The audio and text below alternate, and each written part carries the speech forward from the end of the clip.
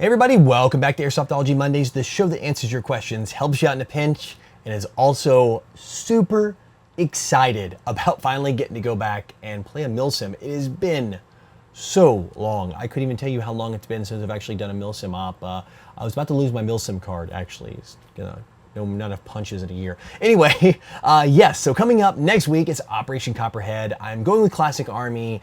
I am incredibly excited about being there. It is going to be an amazing ton of fun. Also, Airsoft GI is going to help get me there too, which is awesome. I'll be running some gear from those guys. Gonna have a little fun. So I have to bring less gear of my own, which is always nice. The less you have to pack, the better your experience is when you have to fly. That's the biggest challenge when you go to do a Milsim, by the way.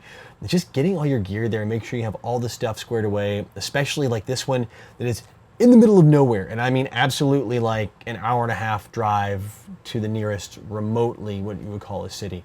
So you do have to be a little bit more prepared for this one. But I digress. That is definitely coming up. Super excited. And stay tuned. I'll have like a vlog and some gameplay and some stuff right on the heels of that once I come back. I'm going to try to get that up very quickly for you. Also, by way of vlogs, I have the GamePod game, the BB Wars Airsoftology series. That vlog is going to be up here soon. I'm working on that. And I've got an interview I've been doing, which is actually going to be kind of interesting. It was a weird little interview thing that kind of worked out and gives a lot of insight into what's going on with the airsoft industry today, and actually it's eye-opening. So that's all kind of coming down the pipeline this month. So if you guys are interested in what's going to be on the channel, there you go. Also, speaking of what's going to be on the channel, this little guy, it's the Enhanced Polymer Stock by PTS. So what don't you guys think of it?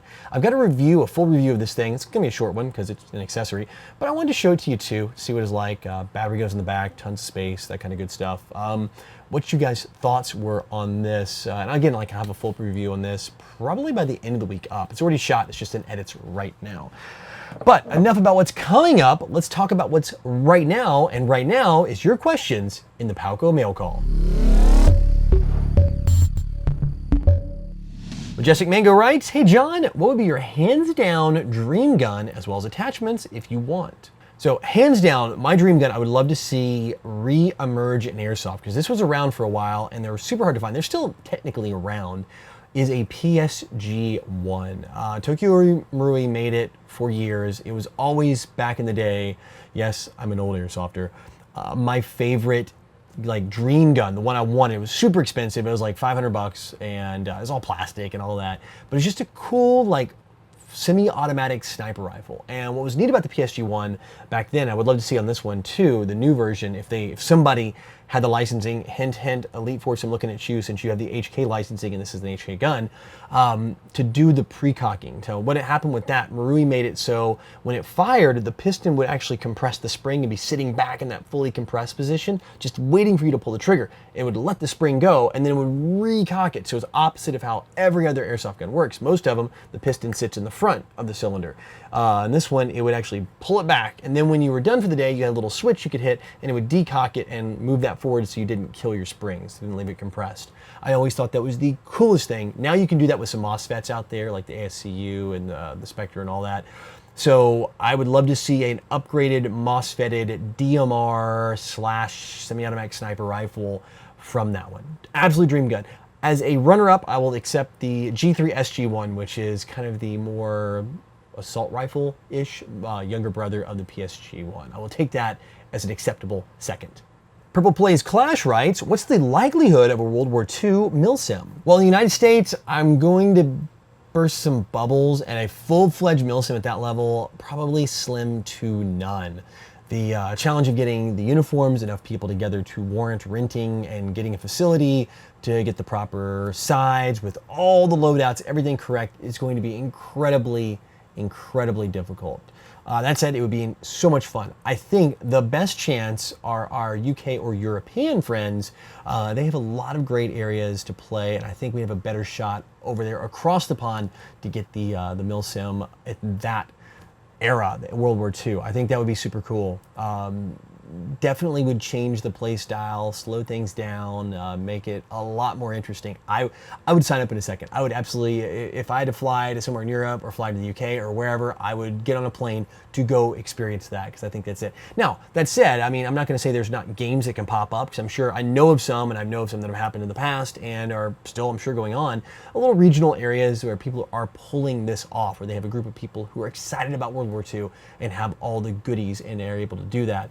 But to do it at a level of what I would call a national level Milsim, you're talking about 300 players, like 150 on 150 at a big facility that looks the part. Yeah, as much as I would love to see that happen, I just don't see it happening in the US, unfortunately. USACT writes, what's the airspeed velocity of an unladen swallow? Well, I can't answer that unless I know it's African or European. Laxi writes, hey John, I was wondering if it's more beneficial to run a regular backpack or one that attaches to your plate carrier. There are pluses and minuses for both. Let's start with the regular backpack. The plus is you can get it off without the help of a friend, typically. Now, most of them, they clip here and they clip around. You can still reach and over your shoulders and hit the clips. That's no problem. Getting it back on is the problem with the clippy kind. So I went backwards. I totally went to the clip kind first, the attachable kind. I run personally a lot of packs that are on like MOLLE woven onto my plate carrier. While they are great, they're good to hold your hydro, some other things, I don't put anything I need to get in there, like in the pinch, like in the heat of the battle, because it does require a buddy to run up and pull them out. Typically on my back panel, I will have a couple extra mags for my teammates. So if I'm down, laying prone, they can grab them, or if I'm stacked up, or trying to get around a wall or something like that, they can grab the mags if they need them. That's, again, my tight team, and I always write the name on the bottom of my mags. The backpack with the straps, obviously, you can take that off and put it on yourself. You don't need the help of a friend or a buddy to make that happen. The negative on that is now you got a plate carrier and you got these straps over top of it, and it starts to get a little awkward and cumbersome. It's not terrible, especially if you're in a chest rig. Chest rig plus backpack actually works out really good, and I've done that at a few even big Milsim events where I've wanted to run more of like a recon type role, or recce as they call it, type player style with maybe a sniper rifle or something really light, kind of like a hit and run. Those work out well. So it really depends on your play style. If you're running in a squad, I say go and get the pack, put it on your plate carrier, because you're gonna be working as a team, as a squad, probably at a bigger event. If you're playing at smaller events, you don't have a huge team, and you're playing like some pickup games, like just to run around, you wanna have your extra stuff on you, then I would say probably run the backpack you can take off and kind of work with yourself. It'll be a lot easier to manage and not have to depend on a stranger to help you out. Jacob McCurnley writes, I'm thinking about buying a fully automatic gas blowback pistol. What are the basics I need to know before buying one? Thanks. So yeah, I can answer this one pretty quick and easy. So definitely two things I would say. Pick up an extended mag if they make it for the gun, or multiple ones, or buy a bunch of magazines. That's gonna be a huge thing for you. You're gonna go through BBs like crazy.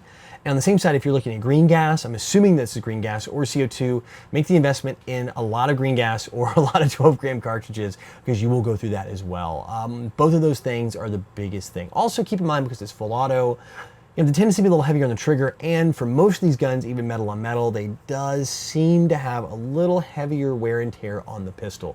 But I mean, think about it. I mean, if you're just running a pistol, you're not going to go through enough rounds. So you may end up having a 10,000 BB life cycle instead of a 15,000 BB life cycle out of a pistol, which is actually, if you think about it, it's a very long time to shoot that many BBs through a pistol. But yeah, those are really my two bits of advice. Just make sure you're kind of doing that and prepared for the extra magazines, which is going to be your biggest thing. I mean, you can never carry enough magazines if you're running a full auto pistol, because it seems to go faster for whatever reason. You think you're doing quick burst and it just goes fast. But yeah, that's it.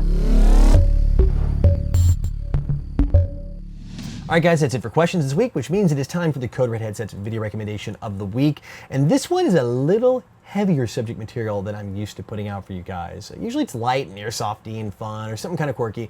This is pretty darn cool. This actually comes from as a project with Hazard 4, which is a bag and pack company. It's part of the Nomad Chronicles. They've engaged a video producer and director from Europe who's done a ton of shows like America's Got Talent or Europe's Got Talent, things like that. So he has a ton of experience. And this first episode follows a Central European special operations contractor. And it's really neat. It's a documentary. It's a little over 30 minutes. Like I said, this is pretty heavy, pretty long format, so a lot longer than the stuff I normally recommend. But very good watch. It talks about, he himself in his own voice, in his own image, talks about what he does, how he feels about it, what he considers himself, the trials and tribulations, what makes him tick, and all the stresses and the problems that come along with it. Actually, an amazing video. I was blown away, and this is going to be a series of videos they're actually going to be doing. They're wanting to find different special operations soldiers from around the world in different walks of life, different countries, and tell their stories, let them tell their stories through like a documentary interview format.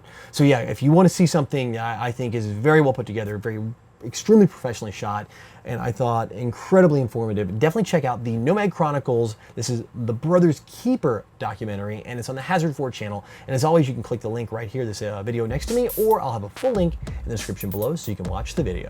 Well guys, that's it for Airsoftology Mondays this week. And as always, thank you so much for hanging out and being so awesome down there in the comment section and making it all super cool. You guys are for like 99.9% cool down there, which is amazing for YouTube. I mean, it blows my mind because YouTube's usually comment sections are crazy, but you guys are awesome. And by the way, speaking of comments, that's where you get your question on the show. All you gotta do is put your question in the comment section below and make sure to vote up your favorites. If you see somebody that asked one already, vote it up. And also have a discussion down there. I really encourage that. I want you guys to talk about things. A lot of times I read every question from the previous week, so I will read every single one by the time I'm filming the next video, but there's so many great ones. I can only get a few here on the show each week. But I do like the fact that you do help each other out down there and answer a lot of great questions and really help out in the comment section. That's what makes this community and you guys here at Airsoftology so freaking awesome. Well guys, that is it again, and I will see you next week where I'll be at Copperhead trying to get this video done ahead of time so I can get it for Copperhead. But until then, go out and play some Airsoft, especially with some Milsim. Go play some Milsim. I don't even know what the outro is. Go out, play some Airsoft, have some fun. That's right, have fun. And no matter what you do, call your freaking hits and remember your own outro. That is the most important thing. Know your own slogan. See you guys.